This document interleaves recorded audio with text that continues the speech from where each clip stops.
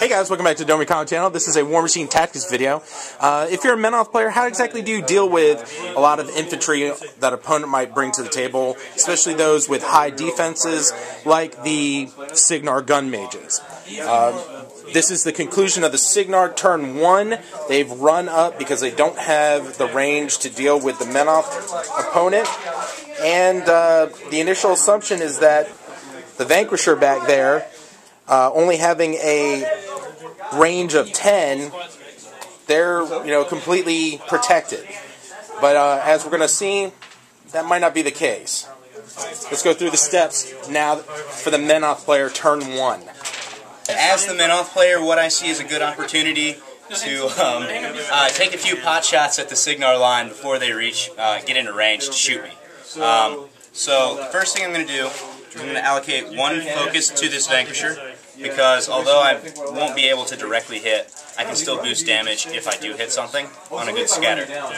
So the first thing that he's going to do is the choir is going to advance, and they are going to, after that, sing the Hymn of Battle, which gives me a +2 to my my rat and to my damage.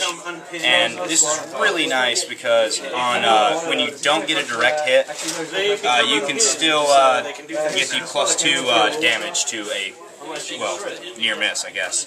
Alright, with that concluded, the Vanquisher is going to move up his 4 inches. Right here.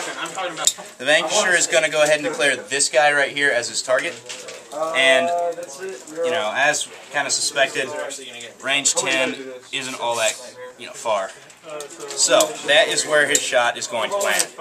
Now, we begin the deviation, and let's say red is going to be the direction, and green is going to be the distance. Now, 5s don't help, because direction 5 is going to bring it back over that way. Now, if red, which we said was direction, was a 1, 5 inches that way would put it right on top of a few cygnar models. Which, can be really useful simply because this attack automatically causes fire. However, the Vanquisher still has another trick up his sleeve. The Vassal back here is going to cast, is going to walk up and cast Ancillary Attack, which allows him to do that same move again. So, measuring 10 inches again, we get basically to repeat the exact same thing.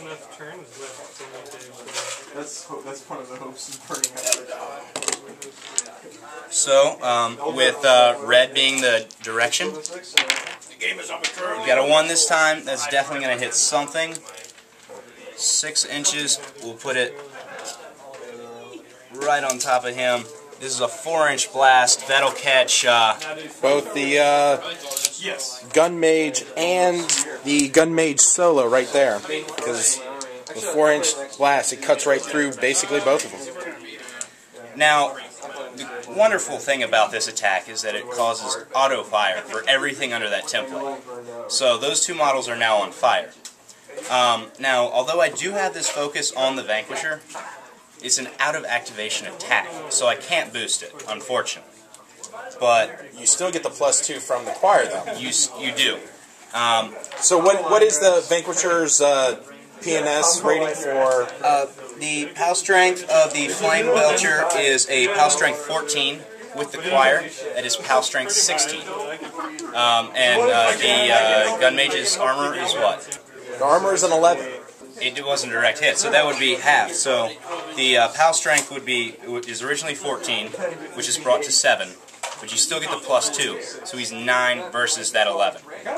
Anything but snake eyes. So even with a 2 and a 1, this model, dead. Now we get to find out what happens to the Arcane Gun Mage solo. Dice -2. And now, dead. Arcane Gun Mage, dead. Solo. So again, with in turn 1, even with a complete miss, Menoth can do damage to high defense infantry models across the table. It's really potent. It's a wonderful tactic to use. You just march up there and just make sure that you don't get too far extended. But if you can still shoot stuff and obviously not scatter onto yourself, then it's going to work out pretty well for you.